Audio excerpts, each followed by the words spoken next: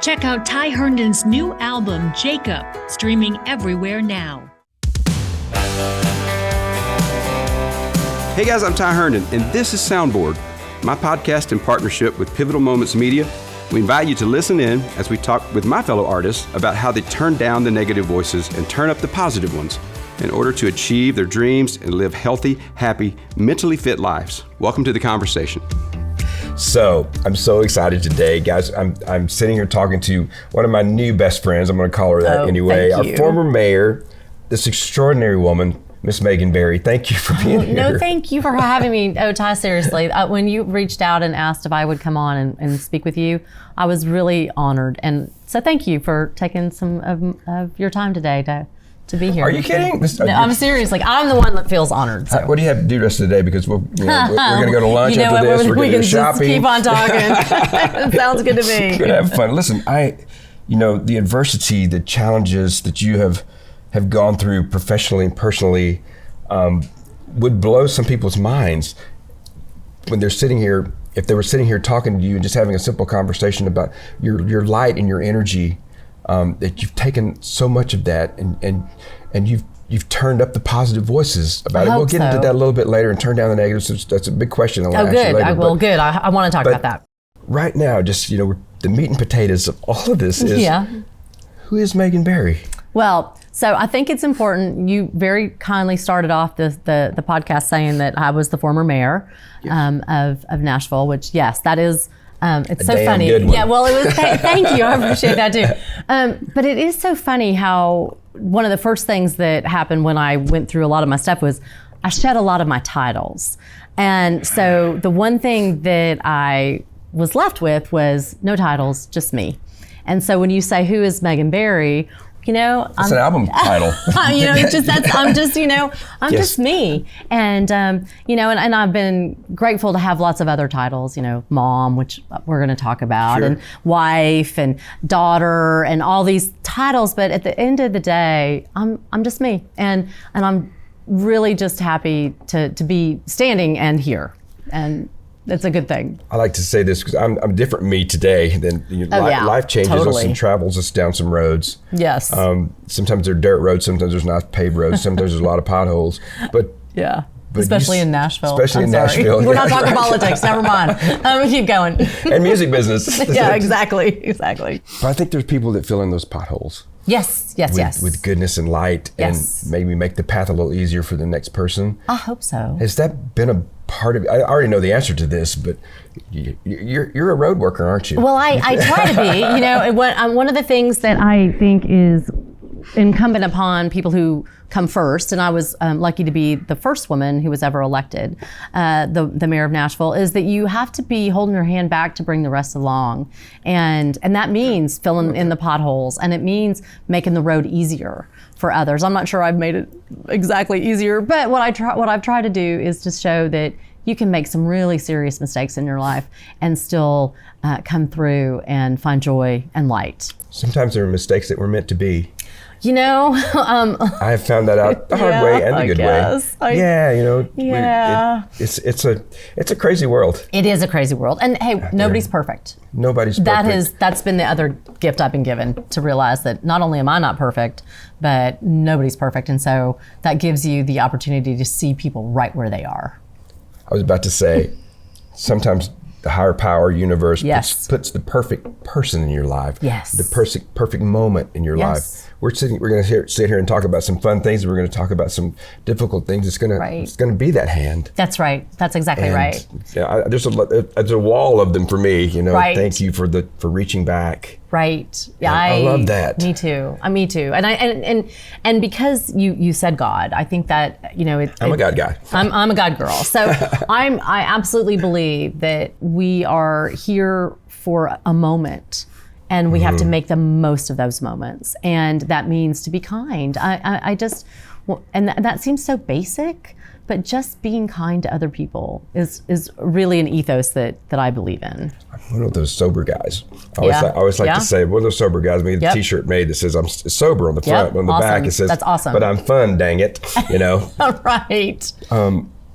My sponsor taught me this. I sometimes maybe couple times a week, we'll get barefooted and go out and just stand in the grass. I love that. Because the earth wants to give us really, really good things. Yes. And we can receive that and just kind of recharge. Right. Because what's above ground is off the grid. Yeah. It can sometimes be a little much. That's so right. Just to get grounded. Just but to feel that. And I think that's, and you can do that with people too. Exactly. I mean, I know, Ty, when I first met you, there was an instant connection because I could see in you the struggles and the joy and God in this really clear way of this perfect human who is right in front of me. And it was just so amazing that I got to come into your world. So I feel really lucky to be part of your see world. this mirror, you're looking right. You're awesome, thank you. It's crazy when you come to a place that your scars and your scabs take center stage. Yeah. And it's really all that works. Well, and you know that. I do. And there's no shame. We don't have a shame-based life. We're not meant to have that. Can we talk about shame? We can talk about shame and sobriety and what led me on this path to you. Yeah, let's do that. Yes, please, your thoughts. Absolutely. Well, I mean, one of the things that I think is just one of the messages that I feel I'm compelled to deliver is that shame is just so debilitating. It is. And it stops us as humans from connecting to other people that we need and in our lives, and because we're afraid. And that shame and that fear, I know from my own experience, with my own stuff, but more specifically with my child, who Yes. I hope we're going to talk about a little bit. Right now, this is leading right into the beautiful Max. Yes. Thank you for saying his name. Of course. As a parent who has lost a child, having somebody else say their name and come out of their mouth is so beautiful. That will live with me forever. Thank you. That you said that. Absolutely. We talked about that a little earlier. So it's a teaching moment in that for so many people. So please. Well, I mean, if you ever have a friend who's lost a child, please don't ever be afraid to say to them that child's name, because they hunger for it. Their heart wants to hear that their child has been remembered. Absolutely. And they're forever here. Yeah, that they're here. And so, my son, Max, he, as any mother would say, he was amazing. He wasn't perfect. As my mama said and Max sadly had substance use disorder, and that was a disease he struggled with, and the disease took him. So Max overdosed when he was 22. And, sadly, we can't go back and undo that moment. But what I can try to do is educate other parents and other family members to understand that, there's stuff that you can do, but also that, Max's shame is what kept him from reaching out. He didn't want us to know he was struggling. Right. He didn't tell us. And if he only had, and we could have maybe had a different outcome. I don't know, but yes. But I still remember taking him to the emergency room one night when he was actively in addiction, and the doctor taking him back, and the doctor coming out and telling me, I can't tell you anything. And I said, well, why not? And he said, well, he's 21. He won't sign the form. And he said, so I can't talk about it. But he's like, I can just tell you that whatever he's got, you need to figure out. And I'm like, but I don't even know what to figure out. Wow. And if that doctor had been able to say to my child at that moment, you have a disease and we can help you, Max would have said, go get my mom and let's come up with the treatment plan. Yes. But he couldn't, and he didn't. And sadly, we're a family now that has lost a child. And his name matters. His name matters. His legacy will be through you. That will help so many people like me. I'm sober, and I think the thing that keeps some of us really going sometimes are the ones who lost this battle, because we want to never see that again. Right. And that sheds such a positive light on the parents. I know our medical workers, my mom was just in the hospital and they're so overworked, but they're so limited on what they can say. But that's right. I agree with you. Yeah. I want you to know that if there was a bridge that could have said, hey, tell my mom what's going on. Right, go tell my mama and get her in here. I mean, Max told me mostly everything, right? Yeah. But his own shame was the most detrimental thing that was happening that day in that ER, because he couldn't tell me. And my shame, like, hey, like, I don't get away shame free either. I mean, hey, look, I leave Max in that, you know, in that emergency room, and I go home, and I don't pick up the phone and call anybody. Yeah. I get on Google. Right. Like, what do I, you know, I don't, and just to put this in perspective, I am the mayor at the time, right? So it's not like I didn't have resources. You're reading my mind. Right? So, I mean, but I'm not calling my mom. Right. I'm not calling my best friend. I'm not calling, you know, any of the thousands of resources that I might have been able to access because I'm ashamed. The one thing that's in my brain right now that I want to say to you is when you say his name, right now in this moment, he is saving lives. I hope so. I mean, it matters. He matters. It just Max does matter, and his, you know, his heart was so big that doesn't surprise me. That, you know, that would be part of his legacy.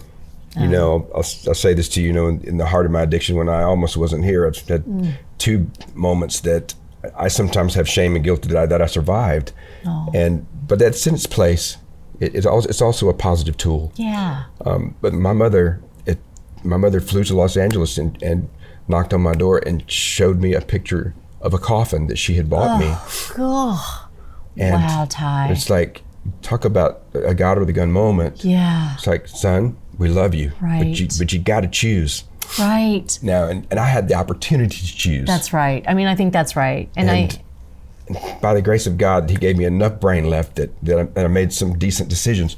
Right. But right. And I think that, you know, for Max, and sadly, way too many kids these days are not even in the throes of substance use disorder, but are experimenting with a lot of drugs out there, and fentanyl is in everything.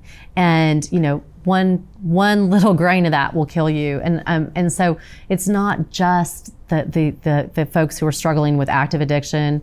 It's also just the folks that are into party drugs. And you know what? There was a time when party drugs were you know, they probably weren't going to kill you, but that's not exactly where it is today. Yeah. And so, you know, designer everything. Yeah, and the fentanyl is really bad, and it's really bad in every city, in every state. And you're carrying a big message. I hope so. I love it. And the other thing I carry is I carry Naxalon, which is Narcan, and it's in my purse over there. Most states you can get it without a prescription. You should just have it on you at any time, because if you ever come across somebody who is actually overdosing, you can give it to them. It won't hurt them. It's a nasal thing, and you might save their lives. I think in all the work that I've done around sobriety, you're the first person that's ever just came out and said that. That's great. I hope so. If you get anything out of this podcast today, folks, to hear that, that's because you never know. Yeah, you don't. I mean, and why not carry it? What's going to happen? Absolutely. Yeah, you know, it's one of those things where you carry mace to save your life, carry that to save someone else's. Exactly, and it's a good thing. So, because you know what, as you know, and sadly I do too, you can't help anybody if they're dead. You cannot. Wow, that took my breath. Yeah. My grandma used to say, you can't change a closed off heart. Oh, God, that's powerful. It is. And your energies are so important to recognize what's going on with people. Yeah. I can recognize it. I used to think I could hide it, but people can recognize it in me in a New York second. Yeah. Well, I mean, you know, and I think back on a lot of that, right? So, like, I mean, with Max, I could see it, but I didn't want to see it. Of course. And so I kick myself often to think if I hadn't been maybe as willing to believe him when I was asking him the hard questions, but I wanted to believe him. And hey, by the way, addicts, people who suffer from substance use disorder are usually pretty good liars. We think we are. Well, right. When you're lying, exactly, to your mama, you want to believe your kid. You know, as my mom says, it's the greatest. I knew him. He was lying. It's the greatest job in the world. My mom said, but there is no degree for it.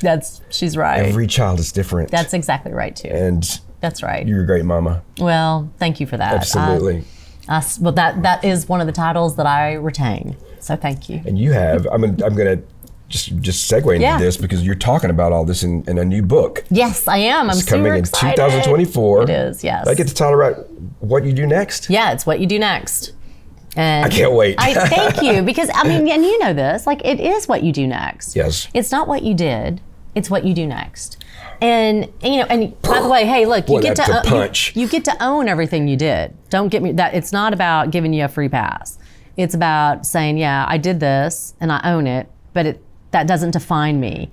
What defines me is what I do next. There's so much power in that. Thanks. I relate to it so much because I recently did the 4-page spread in People magazine. This is not about me, but I so lean into this that I had the opportunity finally just to tell the truth.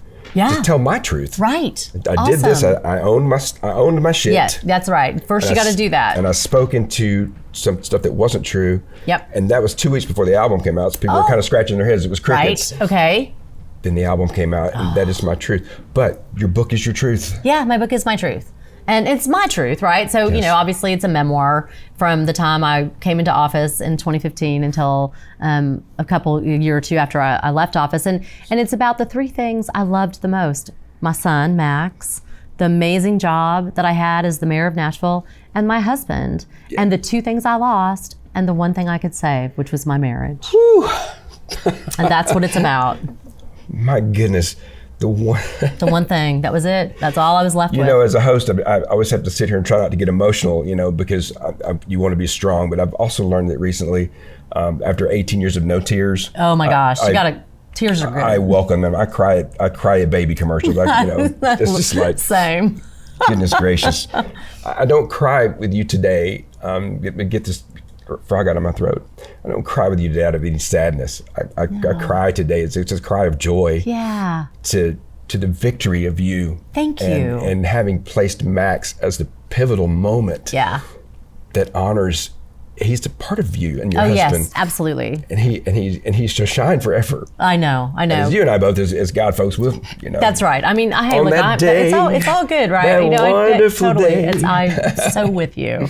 My husband and I celebrated our 29th wedding anniversary on Sunday. Congratulations! Thank you. And that's not awesome. That's not a small task. Listen, I hear you. I'm surprised I made it past 29. Right. Well, I think I did the calculation.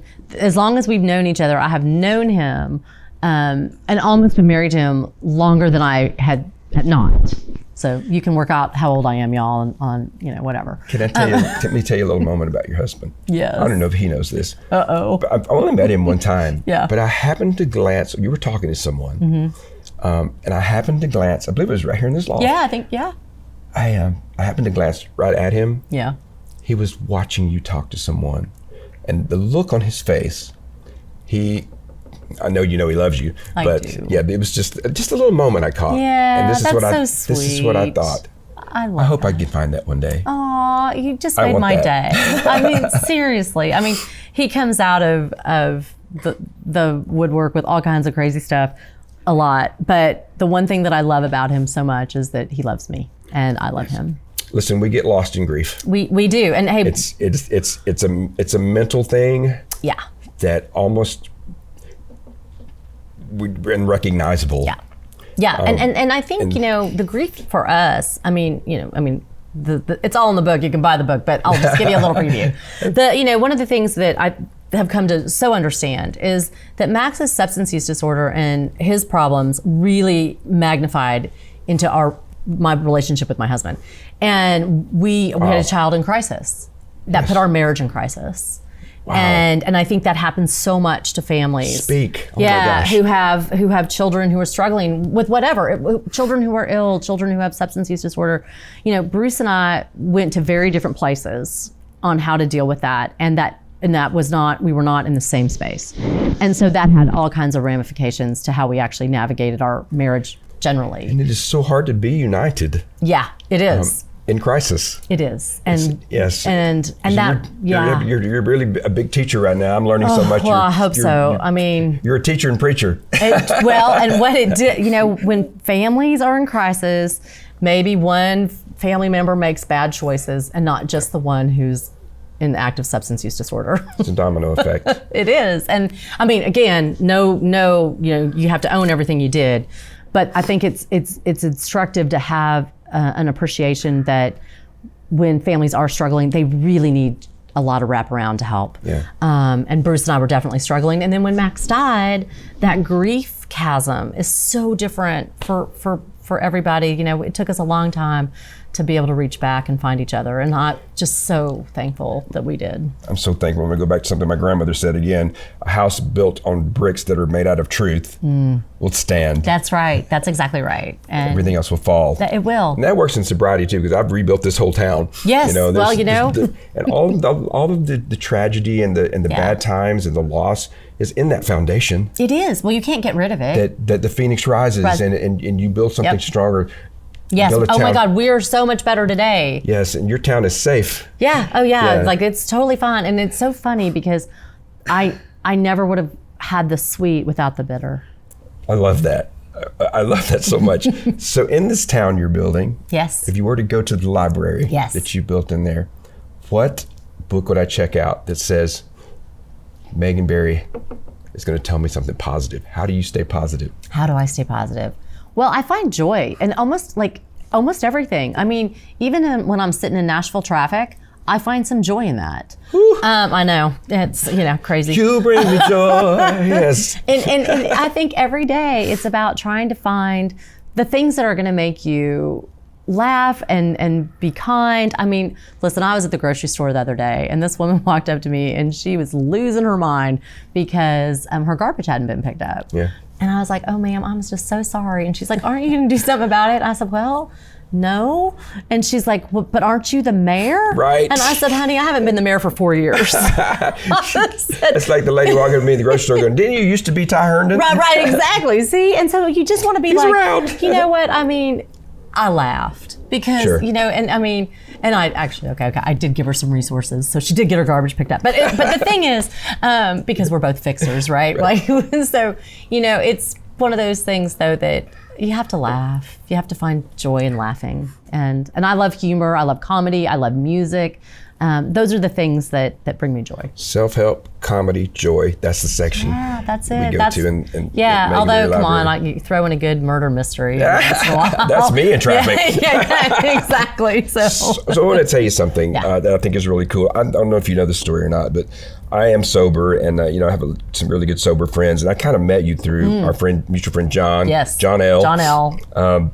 Who's amazing, by the way. He's amazing, but he told me something because as he celebrates his milestones in recovery, he takes his coin and he goes up and he shares it with Max. Yeah, that's what he told me. I thought it took my breath away. I know. I mean, I just, what an act of just love, and he does that. And he said it gives me accountability. Oh. And it gives me strength. You're going to make me cry. Well, I'm going to cry with you. Oh my gosh. I thought that was really beautiful. It is beautiful because what it does is every time he shares that coin with me, it reminds me that he remembers Max. And the fact that other people remember Max is just as wonderful. It started something with me that my father is buried, in Butler, Alabama. But I've started a little chest of coins.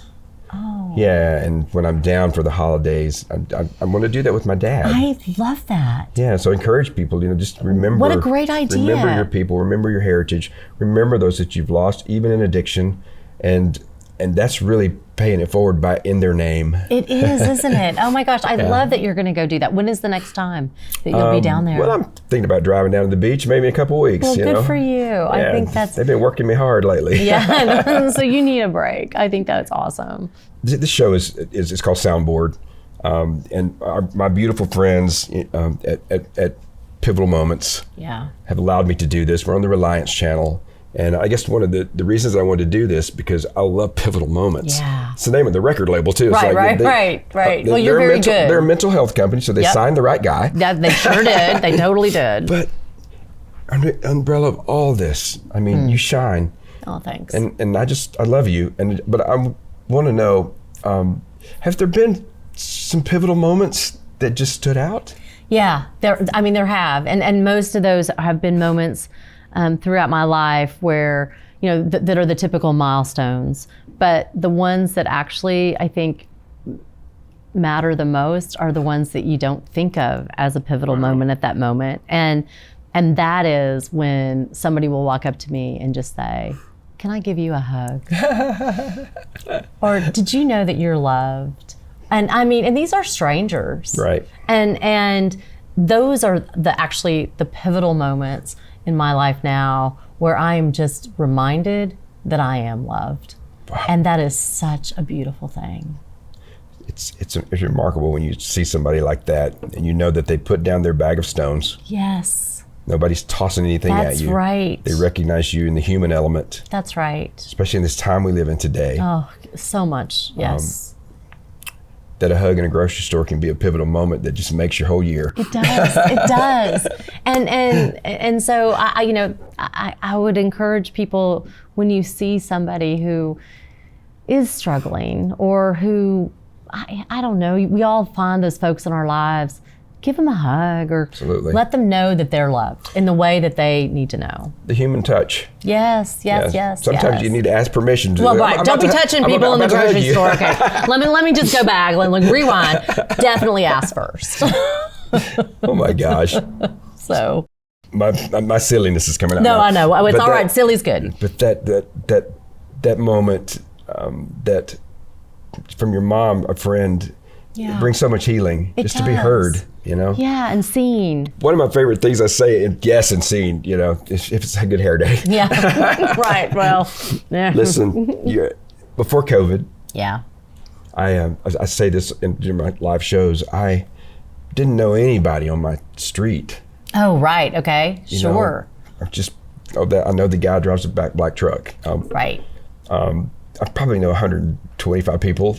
Yeah. And I've gone overboard with this whole thing because now they're like, we're good. We're good. You stay Are there. you baking cookies? What are you doing? Are you dropping things by? Soup. Soup? Seriously? Yes. What's your go-to? I'm chicken vegetable. Okay. Made out of really organic stuff. And my neighbor downstairs, Miss Annie, she's 90 years old. Oh my gosh, so I'm sure she loves seeing you. And at this point, I just leave it at the door to ring her doorbell. Oh, that's so nice. I love that. But so COVID made that happen for you though.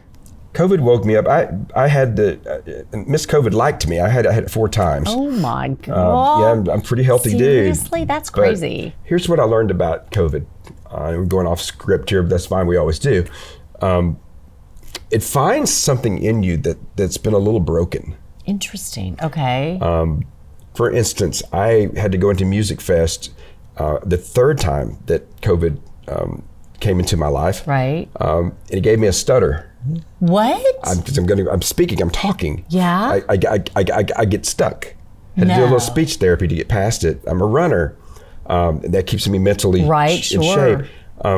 And I went from running 6 miles to barely being able to get down my hall. Oh my gosh. And I learned this I want to say this because it's our mental capacity. Yeah. I had to fight back. Wow, Ty, that's amazing. I had to get up and go. Yeah. I didn't want to, it hurt. But it's just, it's still around, folks. So be an Olympic fighter with this fight back, because it's that's incredible. I didn't realize. I mean, I know that people have very different reactions to it, but I had no idea that you'd had it 4 times. Well, there are blessings and there are devils. It's the devil. Lucky you. Oh my gosh. That's crazy. I burn sage on my body now. It's like, stay away, would bitch. Too. Get back. Yes. Get back. You are not welcome in this house. Gosh, that is so crazy. Oh my gosh. But now. I'm doing pretty good. Now you're good.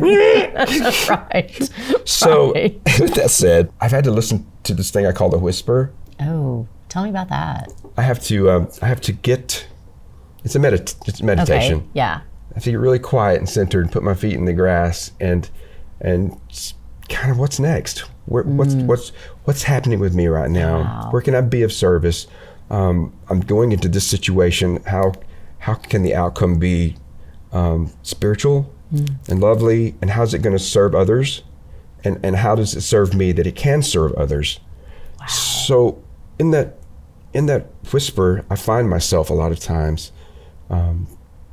very blessed. I just wondered, in your meditations, or what do you do to hear that? Do you hear the whisper? Well, sadly, my whispers are not that kind. But I love that you're hearing some whispers. Yeah, no, I love yoga. And so that's where I find my kind of like quiet space. So, and I especially like hot yoga, which when that room is turned up to 110 20 degrees and you're in there sweating, you can't think about anything else. It's just accept how your body is moving and your mind is clear and you sweat out everything. So that's my meditation. Okay. And I love that. That's your 6 mile run. Yes, that's my 6 mile run. And I love it because I'm not running. That's the best part about it. I'm back up to 3 miles right now. Good Lord. Yeah, take that, COVID. Well, if you ever want to try to really, move your body into shapes that you didn't think you could, go do a hot yoga class. Girl, I'm OCD. I'm TYHERNDON. I'm claustrophobic. All these things I found out later in life that that prevent you from wanting to. That I have to be aware of. Okay, well that's good. I tried the hot yoga. I didn't hear a whisper. Well, this is what I heard. Well, you'll hear a lot of that. That's true. But that's where you find it. I do, and my sister, who is a really good meditator, like she does this all the time. She has me do these apps. Sometimes she'll send me one in the morning and say, like, before you get out of bed, do this 3-minute app, and I'm like, okay, or I could check Twitter. Or not. So I think you have to find your space. And I do have to say, because I have this friend, you know how you have those friends that have known you since you were little? Yes. I have this one girlfriend, and we have been best friends since we were in 5th grade. And every morning, and I'm not kidding, every morning she sends me a Bible verse. So that is often that's always how I start my day, because she's up way earlier than I am.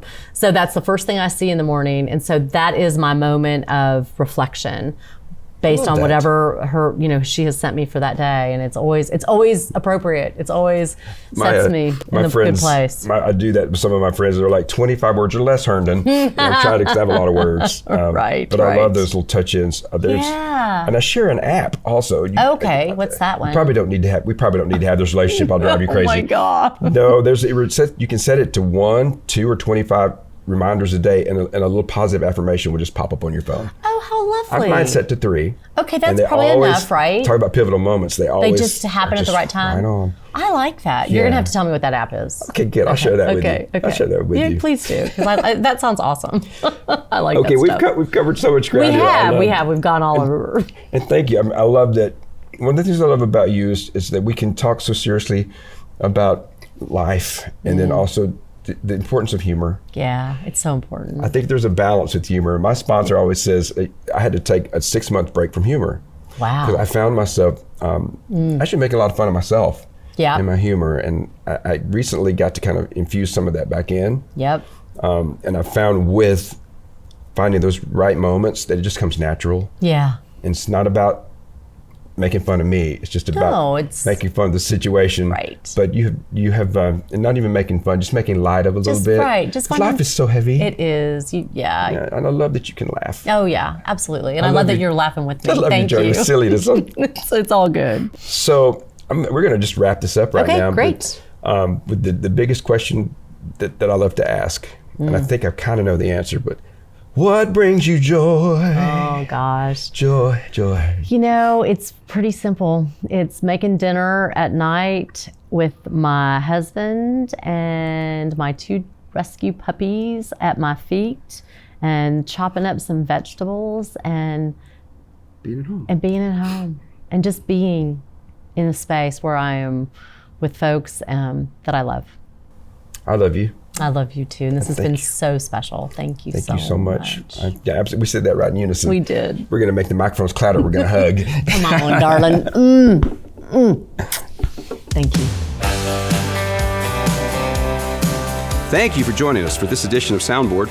I'm Ty Herndon, reminding you to turn down the negative and turn up the positive on the soundboards of your own life.